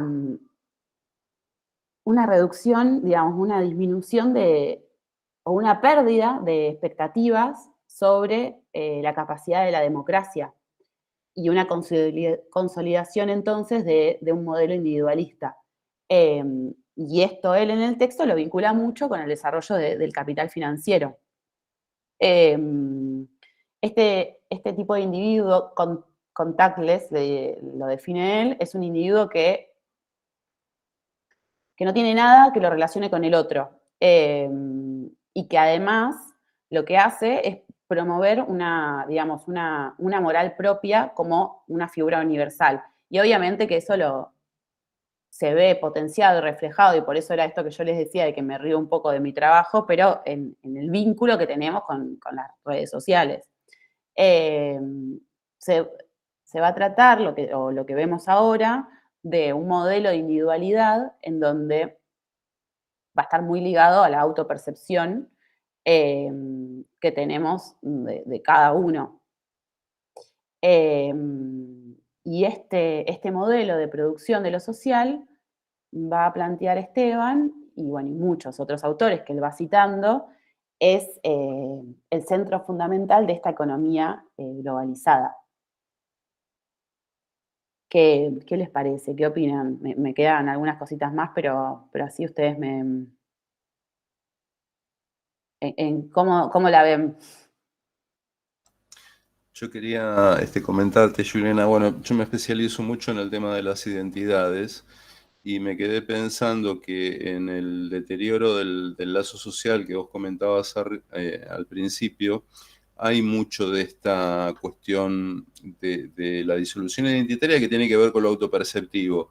Es el típico caso, por lo menos, no sé si en Argentina, ahora digo, en Buenos Aires, tomo esa observación que hizo la compañera, el sujeto de clase media baja que se autopercibe como aspirante a ser de clase alta, y es un problema político redundante en las últimas décadas, imposibilita esa reacción que vos decías, el obrero, claramente identificado como obrero, tenía antes, porque ahora no se reconoce como opositor a ese jefe o a ese capitalista que de alguna manera se aprovecha de él, sino que quiere ocupar ese lugar y en algún lugar íntimo de su autopercepción cree estar en ese lugar. Entonces sucede lo mismo que pasó en Brasil con Bolsonaro, ¿no? Como un homosexual, un negro, el cúmulo del voto femenino, votan a un tipo que es racista, que es misógino, bueno, porque el votante no se identifica en ese lugar, sino que se identifica en el lugar del poder, ¿no? Yo creo que ya en alguna otra reunión lo dije, pero un estudiante hace un tiempo me dijo respecto a esa escena maravillosa de Esperando la carroza, ahí lo tenés al pelotudo. Bueno, todos somos el ahí lo tenés al pelotudo de alguien más, pero ninguno es capaz de ponerse en el lugar, de reconocerse. Entonces, me parece que el deterioro social que tenemos pasa fundamentalmente por un borramiento de las concepciones identitarias que en otro tiempo estaban como mucho más claras. Uno sabía cuál era el rol que ocupaba en el contexto social y se podía identificar con sus iguales. La sociedad individualista nos lleva a la imposibilidad de constituir esos conjuntos que son en definitiva los que posibilitaban una resistencia. Hola. Eso. Sí, Dora. Sí. Dora, levantanos un poco, por favor.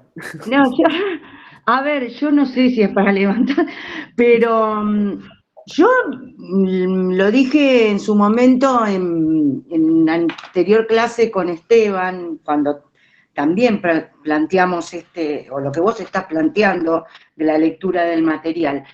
Yo creo que no todo es tan lineal, no veo, o sea, yo pienso que hay una línea de tensión.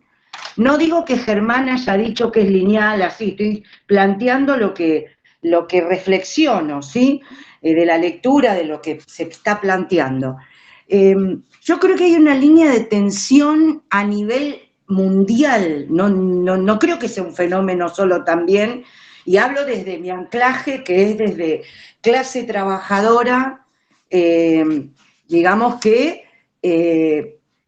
yo vivo un momento de resistencia para que no se sigan conculcando conquistas, cuando me encantaría estar construyendo una ofensiva, como en esa década del 70, y antes 60 también, la década del 60 fue una ebullición en el debate político estratégico para las transformaciones de la clase trabajadora, clase obrera industrial todavía, un sector, el cordón industrial del Rosario, el Gran Rosario, bueno, incluso quedan algunas, digamos, vestigios de eso en la UOM concretamente. Bueno, pero no me quiero extender ahí.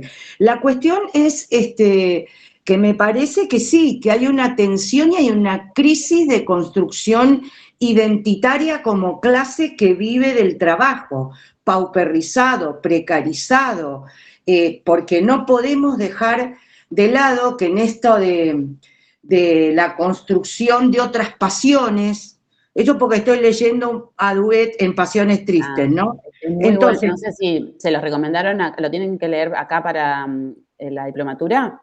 Sí, sí, Ah. yo estoy incursionando, estoy leyendo Entonces, para... a mí me gusta mucho para Sí, entender hoy. Sí, dale, pero dale. lo que creo es que no todo está, digamos, caminando hacia ese lugar de donde no hay salida. Porque Sí, está bien. yo lucho, y tendrá que ver, y me disculpan, tendrá que ver con mi quehacer cotidiano. Yo me levanto, y voy a decir lo que dije en un encuentro sindical. Yo me levanto y digo, a la derecha la voy a derrotar. Yo me levanto con ese paradigma porque me alienta para poder avanzar en no decaer, avanzar en una vez una. Pero bueno, yo siento eso, siento que hay una... Sí siento también, porque me toca cotidianamente dialogar y enfrentar conflictos desde el hospital hasta en el mundo sindical, bueno. Y sinceramente a veces sí, es desalentador, ¿sí? No puedo decir que no, porque sí lo veo, pero me planteo desde esto otro, ¿no? Poniendo esta construcción de debate, si las pasiones tristes, para transformarlas en la pasión amorosa, yo lo vivo así, la pasión amorosa y de lucha, donde hay algo que para mí es ancestral y que es lo que ha motivado a mucha humanidad y que está más vinculado a producir conquistas que tengan que ver con el amor ante tanta incertidumbre y desaliento.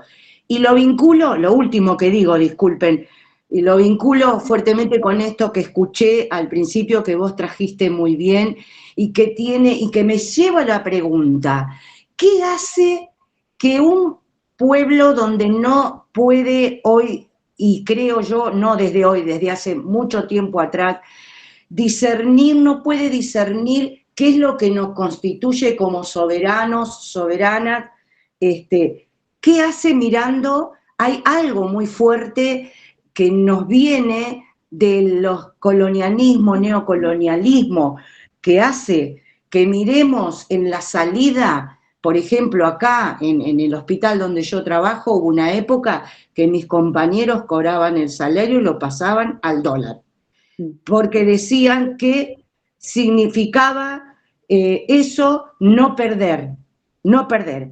Cuando hay una propuesta que tiene que ver con que para ganar hay que luchar, para ganar hay que pararse.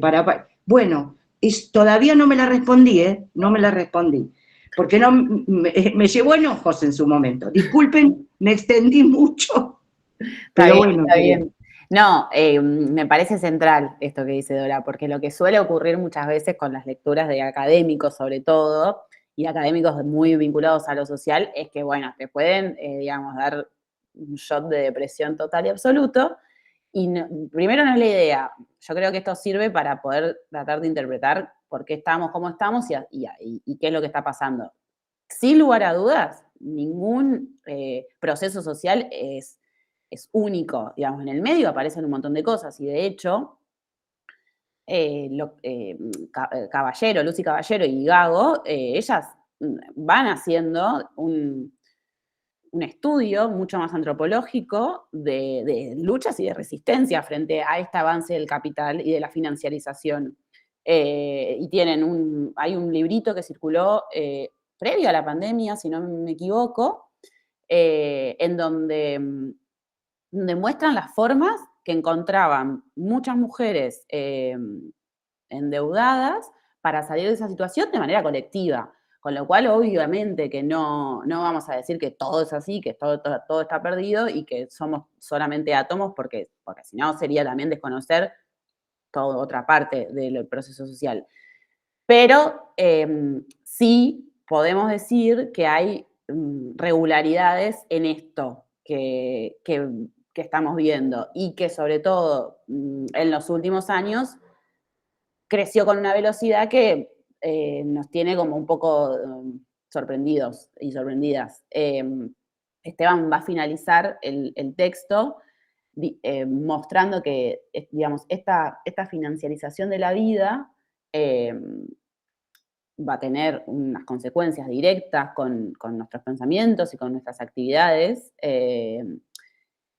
y va a implicar que tengamos que afrontar, digamos, el tiempo, la producción de nuestra vida, sin proyectos muy claros, sin horizonte, y todo el tiempo con una sensación material, además, de que se vive aquí y ahora, y nada más. Tal vez, hablando más en términos políticos, el desafío justamente está en volver a reconstruir, y es un poco la línea que yo les comentaba, que estuve leyendo más de Daniel Ferenstein. Ustedes me parece que ya lo tuvieron como docente, de volver No, no. Ah, no, todavía no, pero lo van a tener, ¿o no? Sí, yo lo vi en el Sí. programa. Ah, bueno, genial.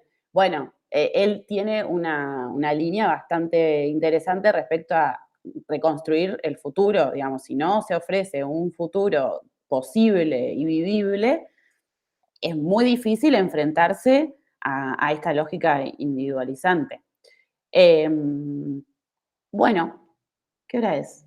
Ah, bueno, en general ustedes, ¿cuánto más o menos? O sea, Esteban me dijo que 2 horas, 2 horas y media, que de 3 no habían tenido clases, pero ¿cómo viene siendo eso? Yo para hoy la había Bueno, pedido. depende del profesor. En algunos módulos sí tuvimos clases de 3. Ok, Depende mucho del profesor, si hace corte o no hace corte, cuánto extiende, eso. bueno. Variable. Em, Eso por un lado, y después quería saber, ¿a ustedes ya les dieron tareas, o sea, actividades por cada módulo? Digamos, el módulo Al anterior. finalizar el módulo tenemos Sí, que entregar un trabajo en el siguiente mes, algo y, así es en y general. todos fueron trabajos más monográficos, más de ensayos y demás. Sí, Ok, porque tal vez, todavía no definí bien la consigna, pero tal vez sea otra cosa un poco más práctica. No sé, estaba como ahí pensando. Igual lo charlamos porque tal vez o sea, no haya tanto tiempo, pero me parecía que podía ser mejor, no sé, pensar en alguna entrevista, como algo un poco más, dado que arrancamos con Célicer, algo un poco más antropológico que hasta puede ser divertido y llevadero. Bueno, eso es todo por hoy. La clase que viene ya vamos a ir más con Lazarato. No sé si escucharon algo de él, si lo leyeron alguna vez. Hay unas, o sea, tenemos para leer, no les puse qué capítulo, bueno, lo tengo que poner en el programa, ahora estoy viendo. La fábrica del hombre endeudado, y después también hay una intervención de él que dio, es un filósofo italiano, que dio el año pasado acá en Argentina, que está muy interesante y muy llevadera para que se lo pongan mientras, no sé, cocinan. Vamos a meternos más en su bibliografía, que así como Célicer es una base teórica fundamental para Wilkes y Lucy, Lazarato lo va a hacer para Caballero y Gago, y para entender un poco mejor la lógica del endeudamiento para gobernar y todo lo que hay detrás de la deuda, que es en definitiva el meollo, digamos, de este módulo. Que las y los argentinos lo sabemos mejor, pero bueno, una cosa es, no es separado, ¿no? Pero las deudas del país y bueno, y también las deudas individuales. Bueno, por mí eso es todo. No sé si quieren. Ah, el de Mariana, acá veo el chat, el de Mariana Heredia, el 99 contra el 1%, ese es el último libro, pero el que que está muy bueno, que también se los recomiendo, ella es muy sólida. No, el que yo que les dije hoy era Mariana Heredia, La moneda imposible.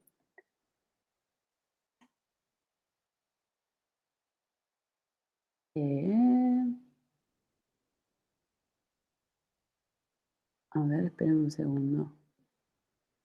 Estoy buscando el libro que les había recomendado de ella, que hablaba de la convertibilidad.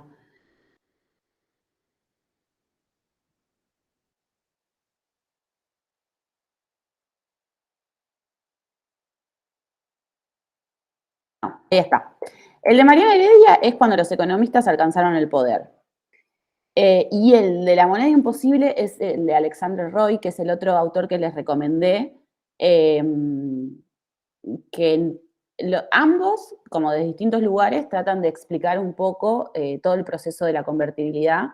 En el caso de Mariana, sobre todo, muestra la construcción que se dio respecto a la centralidad que pasan a tener los economistas en Argentina y cómo pasan a ese lugar, bueno, en Argentina y en el mundo, pero particularmente acá, a tener ese lugar más sagrado y de que la palabra tiene un rol hasta casi mesiánico.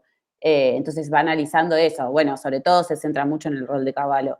Y el de Alexander Roy, que habla de la moneda imposible, da cuenta de cómo en las élites o en la realpolitik ya se sabía que la convertibilidad, digamos, que la discusión de salir de la convertibilidad ya había arrancado muchísimos años antes, pero era imposible, por la construcción social que se había hecho de eso, como era imposible ir para atrás, que es un poco, bueno, también algo que está circulando mucho ahora con el tema de la dolarización y lo que pasó en Ecuador, que imposibilita tomar medidas así, después te hace muy difícil ir para atrás, porque lo que se da es mucho más profundo en la propia psiquis de la ciudadanía. Bueno, por mí eso es todo. Disculpa, Juliana, Sí. porque el título de Mariana Heredia, convertibilidad. No, cuando los economistas alcanzaron el poder. Ahí les paso. Por eso no, ya.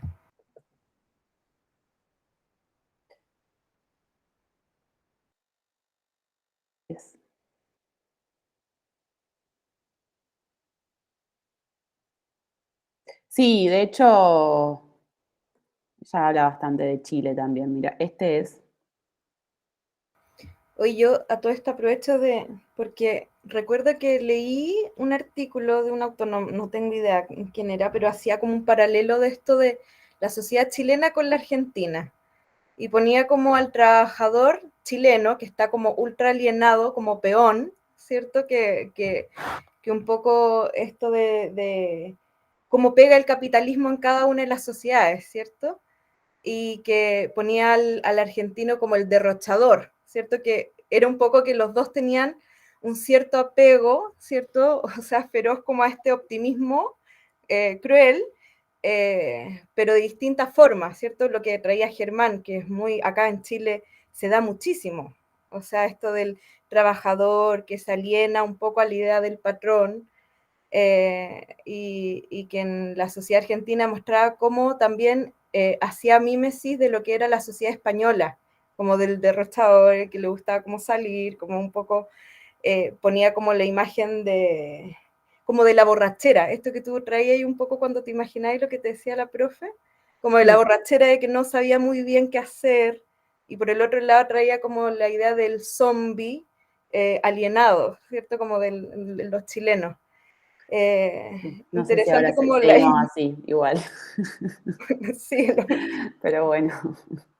Interesante como ver esto que traí, la verdad, de cómo se pierde también esta idea o la complejidad, como decía Dora, de lo que es la pobreza, el desempleo, como también esto de la imagen de felicidad hace que de todas maneras uno se sienta, no sé, las redes sociales, por ejemplo, ¿cierto? Que tú ves como que todos son felices y hay una sensación de exclusión como chuta. Yo no soy feliz, ¿cierto? Como no tengo eso, no tengo esa familia, no tengo eso que me muestran. Entonces, te da una sensación súper extraña. Es que bueno, justo esto que veníamos hablando, ese corrimiento también de los estados-nación en la construcción de la subjetividad genera, digamos, un pensarse solo en el mundo. Que no necesariamente es así en los hechos, bueno, es esto, es la discusión más coyuntural que se está dando en Argentina, como bueno, ¿qué pasa si el Estado no está esto, no está esto otro? Pero efectivamente hay algo de eso que está presente, por algo también estas ideas pueden calar tan profundas. No son en base a la nada, no es porque sí que aparecen ahora y que prenden. Hay algo de todo esto que efectivamente también está sucediendo. Bueno. Qué estratégico. Sí, qué sé yo. Ese es un debate interesante, si es estratégico o si es que estamos a bordo de un dispositivo que en algún momento perdimos el control y ya simplemente seguimos acelerando y nadie sabe ni cómo se puso en marcha ni dónde está el freno. Es un debate interesante, a ver si hay un culpable, ¿no? A quien uno pueda, de un lugar medio conspirativo, decir, bueno, esto es responsabilidad de tal o de cual, o si ya estamos en un aparato de abstracciones. Esto que traía recién Javiera de las redes sociales, hay una disciplina de hoy que es la economía de los afectos. Es decir, se evalúan las afectividades y las sensibilidades en paralelo a una lógica económica. Y en definitiva, esto de buscar el like, ¿no? Que algo de eso hablamos con Esteban, pero que tienen en común con la economía el tema de la abstracción. Nos metemos tan profundamente en la abstracción que después cuesta volver al territorio de lo real, de lo concreto. Me acordaba el otro día en redes sociales, vi un videíto de los 3 chiflados, que es una boludez, pero uno le dice al otro, ¿qué pasa con los $20 que me debes? Y le dice, mira, bueno, tengo 10 para devolverte. Y el otro le dice, y vos también me debes $20. Bueno, te devuelvo 10. Y el otro también le debía, así que esos 10 pasan de mano en mano, después compensan con esos 10 los otros que completaban los 20, y en este sketch tan tonto, tan simple, tan nada, uno se termina como perdiendo. Entonces el valor del dinero y de la deuda, y entonces, ¿qué no pasará en las macroeconomías? Donde tenés números, donde, como decíamos al principio, ¿no? Donde el dinero ya no representa un bien material, un elemento de intercambio que uno puede decir, bueno, ponele el peso valor oro. Esta moneda equivale exactamente a su peso material. Eso se ha perdido por completo y creo que es la causa de la gran crisis económica mundial hoy, de la caída de las bolsas, del globo, y esto se ve a nivel de las criptomonedas. La criptomoneda evoluciona, fundamentalmente en base a un acto de fe. Cuando la fe se pincha, es que la va todo al moneda carajo. es un acto de fe. Tal cual. También. O sea, eso no hay que olvidarse. No es tan preciso y tan exacto como se puede decir más desde la hegemonía. Es un poco la película, tal vez la vieron, esto es una digresión de la crisis del 2008, la que actúa Brad Pitt, no me sale ahora el nombre, se las recomiendo muchísimo. Big Short. La gran apuesta. Sí, sí, es muy, muy buena para justamente poder comprender mejor esto, todo lo otro que hay detrás de la moneda. Y chicos, no nos jodan con que hay una cuestión tan precisa y vinculada con un intercambio real. Hay mucha creencia, tal vez sean nuestros nuevos dioses, puede ser que en 200 años o 500 nos estudien como eso, como el momento en donde el dios era el dios del mercado, pero claramente que hay mucho de otras cosas circulando. Y bueno, y vuelvo como a lo del dólar. Hay mucho más que simplemente que nuestro peso se devalúa constantemente. No es solamente esa la única razón, porque hay otros países que también sufrieron estas situaciones y no pasaron. O sea, es la mirada esta de lo de Brasil. Brasil también tuvo sus crisis, también tuvo hiperinflación, y igual vos hablás del dólar en Brasil y no ocurre. No ocurrió. Acá sí. Bueno, entonces hay otros temas circulando detrás de las monedas. Igual en ese billete de $1, en la parte de atrás, está la leyenda, In God We Trust. Y hay como una identificación imaginaria ahí, no me digas que no.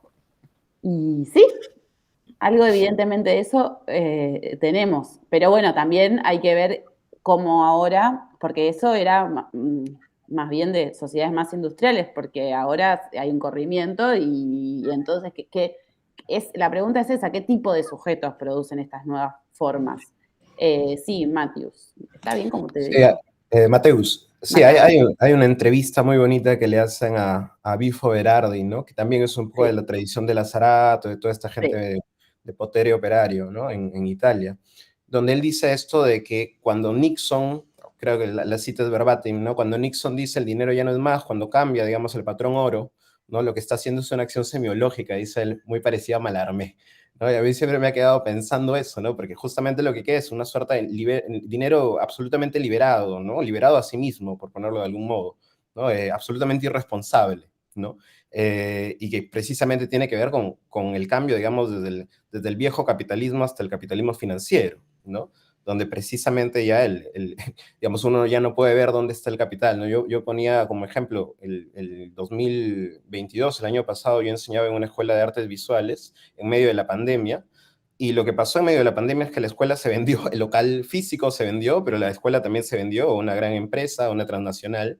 Y claro, cuando los estudiantes querían protestar, ni siquiera tenían un lugar físico donde protestar, ¿no? No sabían, iban a hacer huelga en la red, ¿no? No se podía, ¿no? Entonces, ahí hay un ejemplo muy patente de precisamente esta ubicuidad o imposibilidad, incluso de ubicuidad del gran capital o del capital financiero, ¿no? Pero también pensaba en algo que me parece que va en la línea de lo que mencionaba la compañera Dora, ¿no? O sea, hay un problema claro con el futuro, ¿no? Las sociedades postindustriales, el futuro está quebrado y pareciese que no hay una forma de repararlo. Pero cuando uno viaja, yo por ejemplo, he estudiado mi carrera en Lima, ¿no? En la capital de Perú, pero yo soy de una ciudad muy chiquita al norte al norte de Perú, en Sullana. Y claro, cuando uno viaja, digamos, pues unos 500 kilómetros o 1000 kilómetros o incluso menos, 200 kilómetros, te das cuenta que, podríamos decirlo así, el futuro está desigualmente distribuido, ¿no?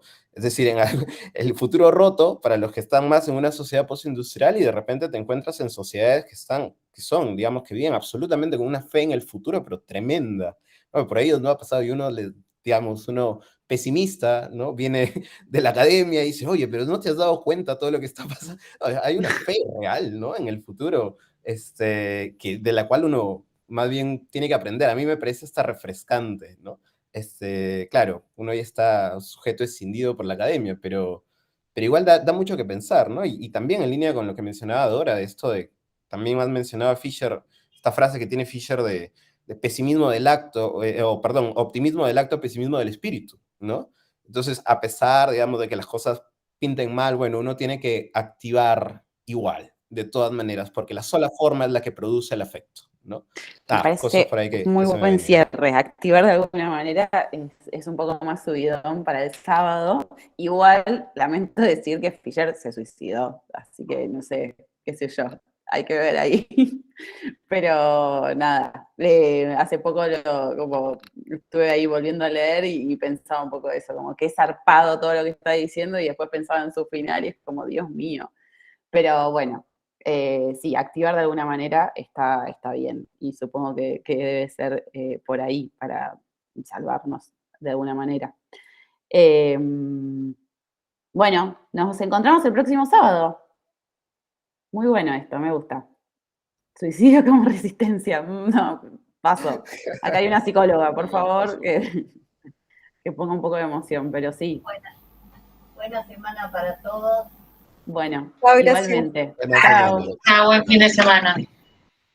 Chao, gracias. Buen fin de semana.